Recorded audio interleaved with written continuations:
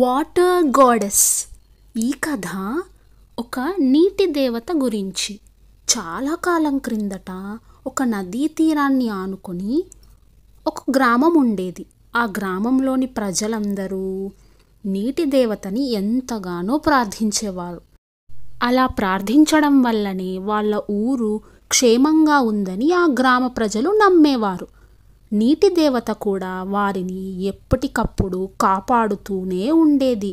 అంతేకాకుండా వారి పాడి పంటలను కూడా సమృద్ధిగా ఇచ్చేది.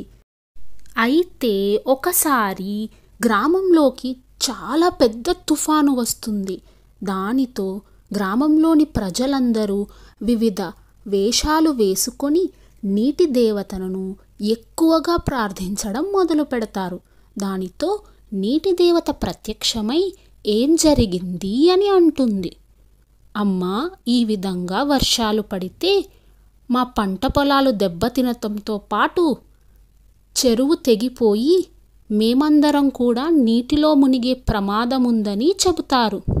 అప్పుడు నీటి దేవత, మీరు కంగారు పడకండి, నేను మిమ్మల్ని వరద నీటి నుండి కాపాడుతాను అని చెబుతుంది.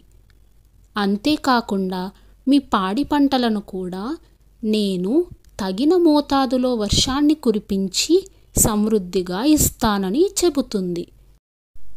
అంతేకాకుండా నీటి దేవత నవ్వుతూ ఇలా అంటుంది, నీరనేది ప్రకృతి ఇచ్చిన వరమని, దానిని సద్వినియోగంగా వాడుకోవాలని చెబుతుంది. దానితో గ్రామంలోని ప్రజలందరూ నీటి దేవతకి వందనం చేసి తప్పకుండా అలాగేనని వివరంగా చెబుతారు. ఇది నీటి దేవత కథ. మీకు ఈ కథ కనుక నచ్చినట్లయితే మా ఛానల్ని సబ్స్క్రైబ్ చేయండి. Thank you so much for watching this video.